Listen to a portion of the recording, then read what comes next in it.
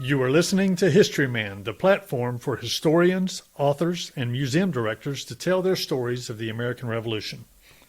On today's episode, we are with Katherine Pemberton, director of the Powder Magazine in Charleston. Welcome, Katherine.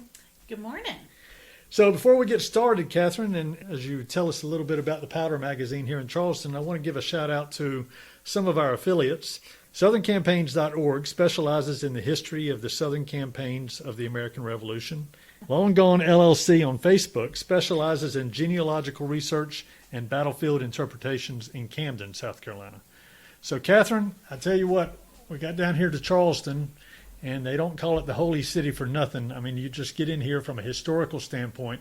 I think I mentioned this. It's kind of a cornucopia of history in America, isn't it? It absolutely is. There's so many layers here. It's really fabulous. The built environment that we have here really goes from the 18th century through the 20th century. We've got buildings, sites, structures, and it's all just kind of wrapped up in a very accessible area. So it's a very dense historic district and wonderful to explore. I think you'd be interested to know that we have listeners in all 50 states and 30 countries. And so not everybody is going to know the layout of Charleston and how Charleston was formed, how South Carolina was formed. What an interesting time in this episode to talk about the founding of Charleston, the Lord Proprietors, what Charleston looked like, how the Powder Magazine fell into the plans of the original Charleston. So I'm looking forward to hearing about it. Well, that's one of my particular passions and interests is the early city. And I guess, for anyone who doesn't know, Charlestown was founded in 1670 by a group of mainly English settlers. They were sent here by 8 Lords Proprietors. So this was not a colony based on religious freedom. It was really a business colony. The 8 Lords Proprietors had been granted Carolina, basically from Virginia into Spanish Florida, and then just west. So this was like a kind of a compact between the British government and private entities or private enterprises to colonize the southern area of the New World. It absolutely was. It was a private endeavor. The 8 Lords Proprietors basically owned the land between Virginia and Florida, they thought. Of course, there were competing land claims. But King Charles II really granted it to them because of their assistance during the English Civil Wars. He regained the throne in some measure and owed a debt to these men. They really looked at Carolina as a place to make money. Lord Anthony Ashley Cooper, later Earl of Shaftesbury, had some grand sort of government-making ideas, which he and his secretary, John Locke, kind of coalesced into the fundamental constitutions of Carolina. Let me stop you right sure. there. John Locke. Is this the Scottish Enlightenment John Locke? Yes, this is a young John Locke. Very good. He worked as a secretary to one of the Lords Proprietors, Anthony Ashley Cooper, and that's how we get our Ashley and Cooper River names. I gotcha. He was sort of the lead proprietor, and he called Carolina my darling. He was probably a little more invested on an emotional level in Carolina, but for most of them, this was a place to make money. Mm-hmm. And so they sent colonists here really as a business colony. So here they are, they're 400 miles from Virginia. They're much closer actually to the Spanish and the very chaps of the Spanish, they said.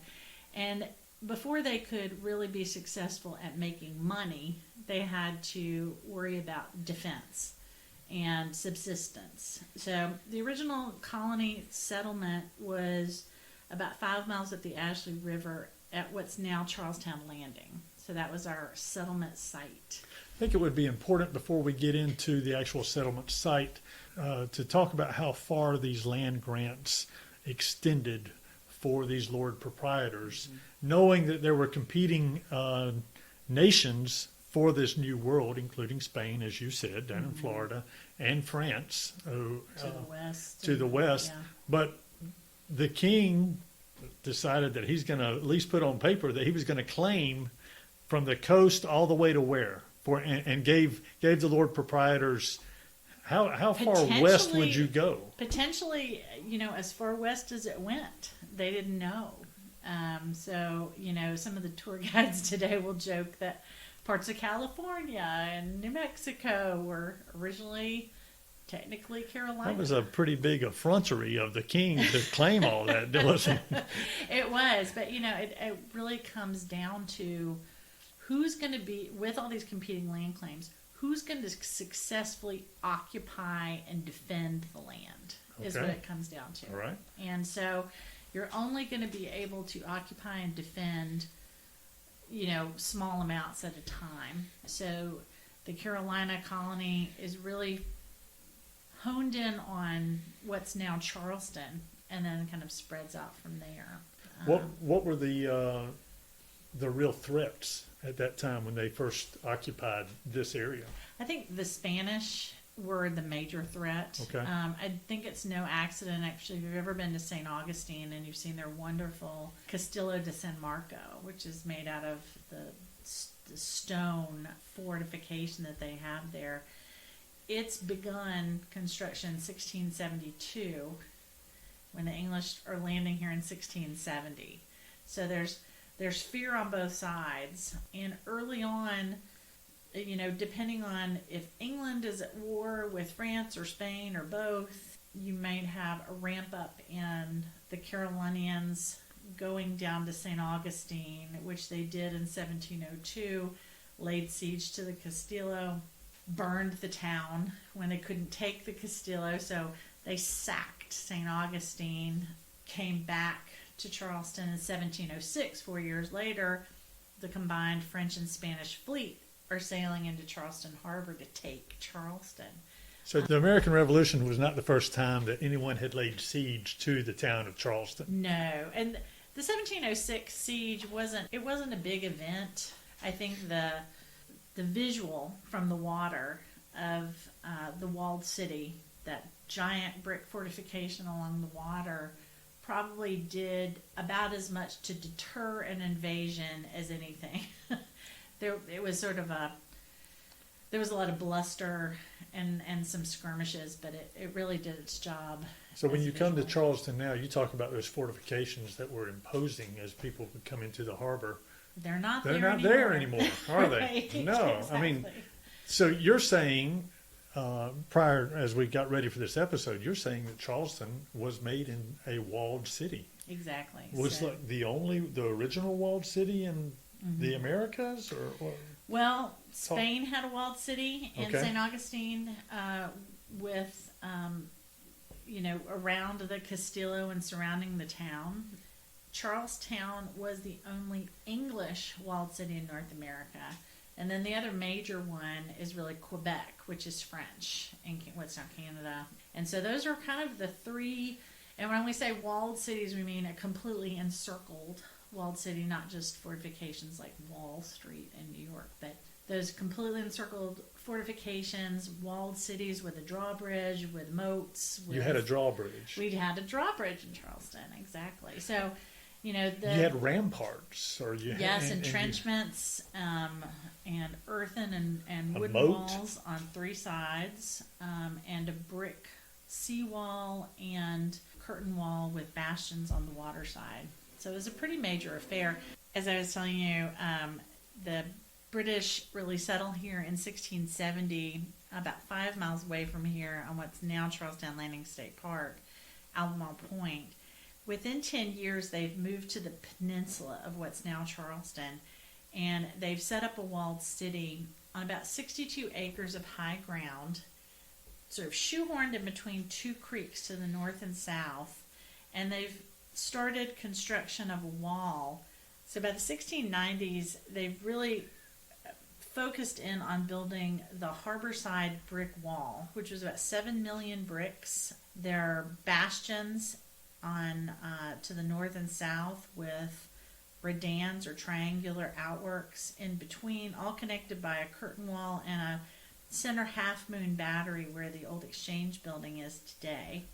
That's really the main part of the walled city. The other three sides were made of earth and wood, and they were temporary fortifications because the city, they knew that they would expand the city geographically, but as a temporary, somewhat economical but effective measure of defense, they would dig a trench, take that earth, and build a wall. So in one step, you've doubled your area that an attacker is going to have to traverse.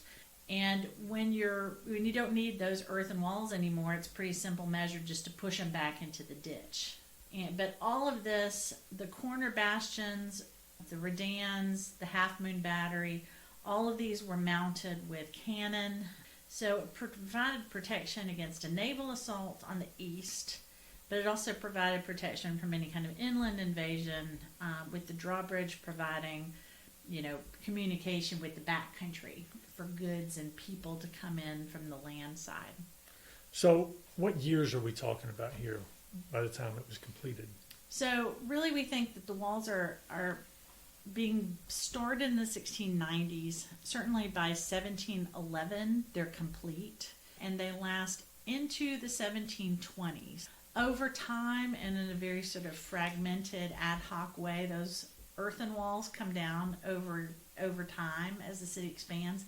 The brick wall along the waterfront over what's now East Bay Street is actually on the landscape until after the American Revolution, which is strange. But it's brick infrastructure you don't just get rid of overnight. We know that certainly by the time of the American Revolution, landfill had occurred in front of those fortifications where docks and wharves had been put in. So if you're commerce. in Charleston, you're talking about Rainbow Row, right? Right. Where it's kind of one of those iconic places in Charleston.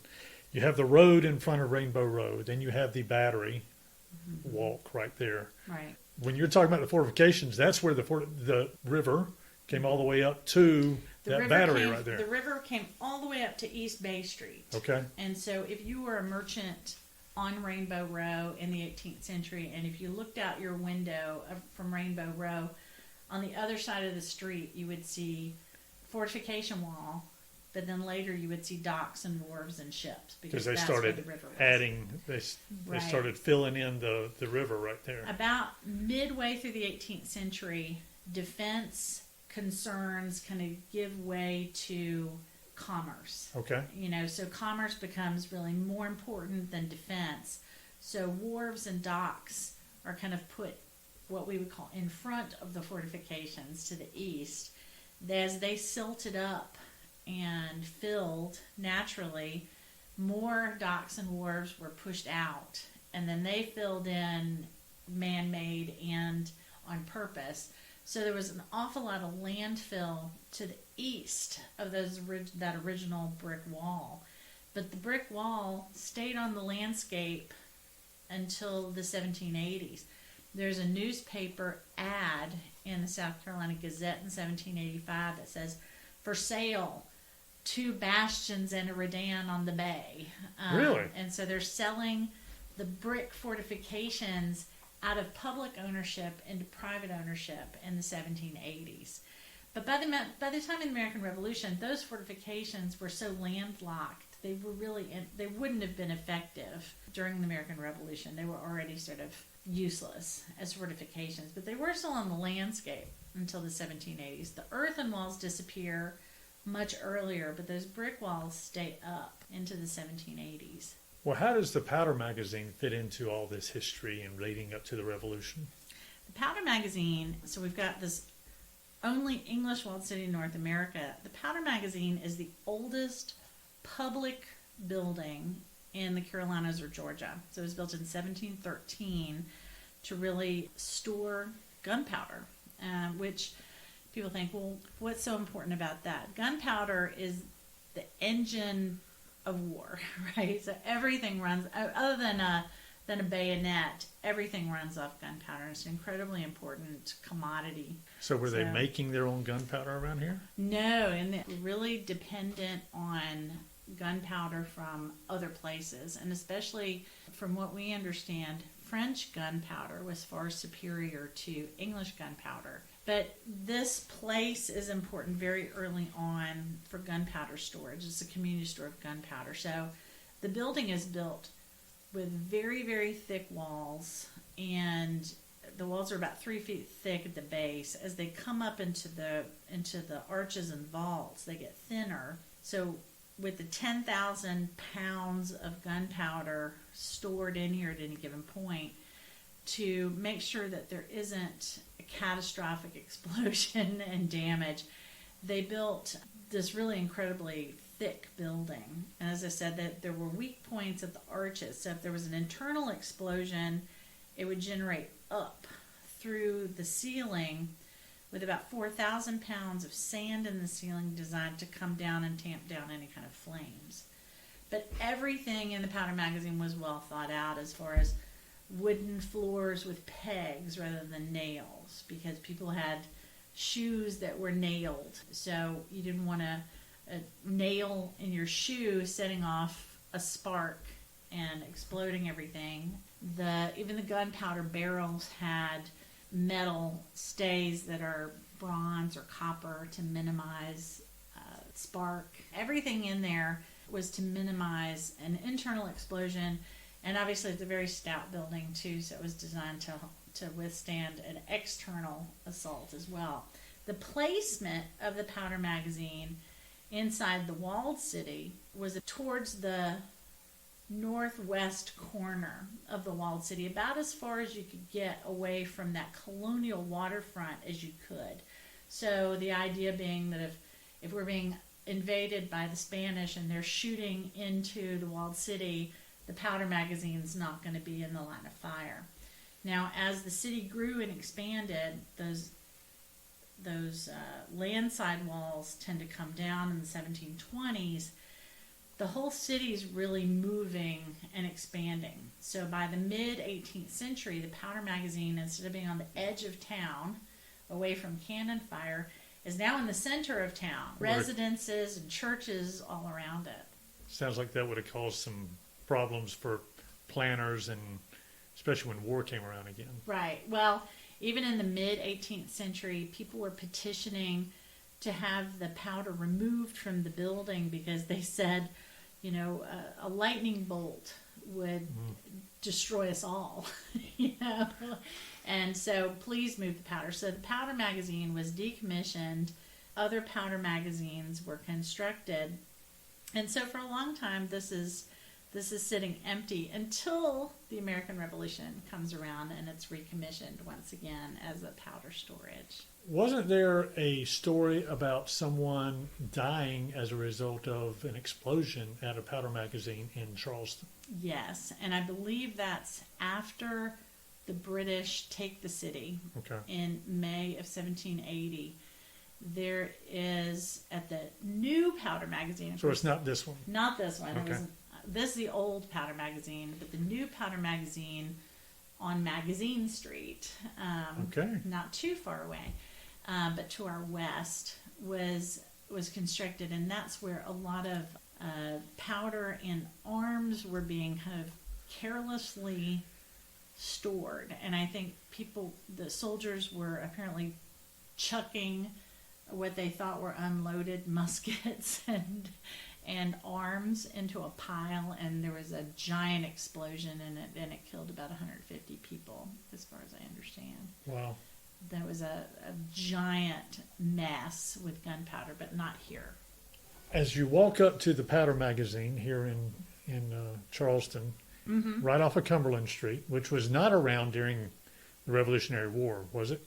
Cumberland Street, I think, had been put into place, I think, by the American Revolution, but it had been but I think in the second half of the 18th century, Cumberland, or what becomes Cumberland Street's laid out. You were telling me that the actual walled part over here on this side of the walled city of Charleston is actually underneath the parking garage right across the street from the powder magazine. Right. How cool is that? And when you look at the powder magazine when you first arrive, you'll notice that the front wall of the powder magazine does not align with Cumberland Street. It's at an angle. Okay. And that's because of the fortification was at that angle. And then Cumberland Street comes in later, so there's a disconnect, obviously, because the powder magazine is older than the street.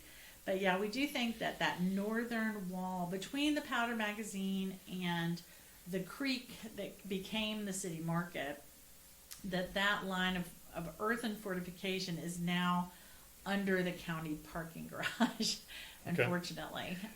So the creek itself, you say it was on Market Street. Is that why Market Street floods all the time? Yes, absolutely. And then you have on the other side of the walled city, you have another creek that was filled in, and that became Water Street? It did. It did. Isn't that interesting? So they sort of shoehorned in this walled city in between these two major creeks, using the sort of natural elements that were already there as additional means of defense, which I think was really smart. And on the west line, which is now present day Meeting Street, they just kind of connected everything up, and at the center of that, what's now Meeting Street earthen wall, they centered a drawbridge at what's now the corner of Meeting and Broad, which we call our Four Corners of Law. Okay. And the Four Corners of Law, if you ask the Charlestonians today, they will say that's the center of town. But between the 1680s and the 1720s, that was the edge of town. So you can get a sense of how much the city's grown and expanded over time. But within the walled city, you know, our fortifications are basically off the landscape. The Powder Magazine is all that remains above ground of this great early walled city fortification system. Underneath the Exchange Building at the other end of Broad Street, opposite the drawbridge, underneath the Exchange Building, there's one piece of the Half Moon Battery, or that brick fortification in the basement that the public can still see. But for the most part, it's not on the landscape anymore. And I think Charlestonians and visitors and most people don't know about the walled city because it's not on the landscape. Right. It's Right. easy to kind of skip over, Right. but we're trying really hard to bring more attention to the walled city because it was foundational. When you visit the area where the walled city was today, you'll see a much more dense area of construction. It reminds visitors of kind of an English walled city or a European walled city. Houses close together. You mentioned Rainbow Row. That tight-knit kind of construction of Rainbow Row is part of the legacy of that walled city. So tell us a little bit about what people will see when they come to the museum here. I know that there's two huge cannon out in front of it. I know the guys or the boys that come up, the school children, I'm sure the boys just love that. They do. Y'all were telling me that even the girls, when they start understanding some of the stories behind the cannon crews, that they understand that, you know, they get excited about that too. You come into the museum, there's a diorama of the walled city and some of the other history, whether it be pirates or the Lord Proprietors or whatever. That's all part of this small little museum that is just filled with all sorts of history. Tell us a little bit about what the visitors will see when they come. Well, we really focus on the 18th century in Charleston and try and tell the story not only of the early colonial, because this is a very early colonial building, 1713.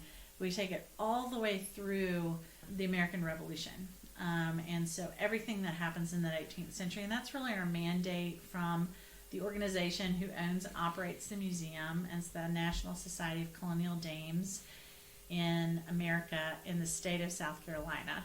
That's a long name. It is a long name, but the Dames in South Carolina purchased the building in 1902 and very quickly opened it to the public as a historic site. It was really the first historic site in the city to be open to the public. So it was a really early preservation success. But they realized that it had quite a story to tell. You know, it's been witness to everything that's happened in Charleston throughout, you know, the 3 centuries and more. But yeah, we focus a lot on military history. Obviously, it was a military building, and so we talk about the Yamasee Wars. We talk about the walled city. We talk about the Stoner Rebellion as well as the French and Indian Wars and all that. But we also do it within a context of what's going on in colonial Charleston and colonial South Carolina, because it's a fascinating story that we think kind of gets skipped over.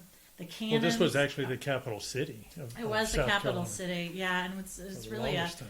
it's sort of a city-state in a way. Mhm. The city of Charleston isn't really officially founded until after the American Revolution. Right. So it's not founded, early on. So it's the capital city, but it's really tied into South Carolina more than it's just its own little Right, city. right. But the cannons that you mentioned outside are Revolutionary War cannon. They're 12-pounders. They're British, and they have the mark of King George III on top, as well as the broad arrow, which signified the property of the king.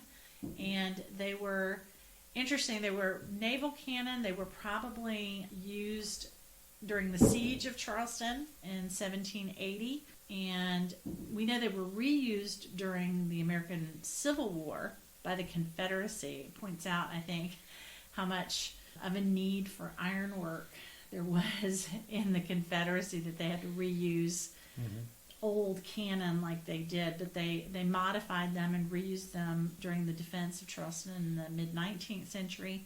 They were spiked or put into the ground business end first, probably during the Confederate retreat out of Charleston, the evacuation in 1865.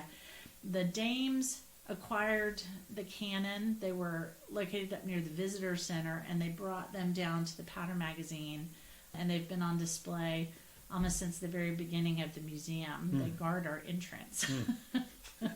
Okay. Well, this is a fascinating story, and the Powder Magazine has so much history in the state of South Carolina and the country as a whole. I would like to ask you a quick question that I try to ask all my historians and all my guests on my podcast. What does liberty mean to you? Well, it's a great question, and I think there are so many ways to approach it. It's sort of like, what is love?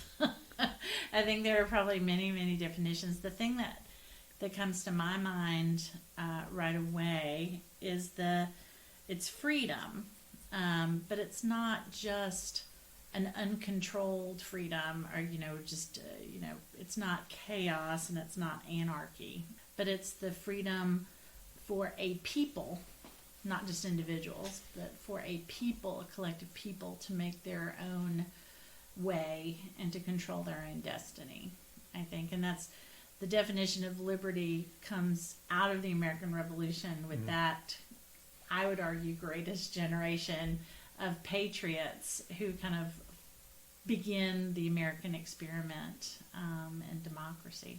Well, tell us a little bit about some of the annual events you have going on here.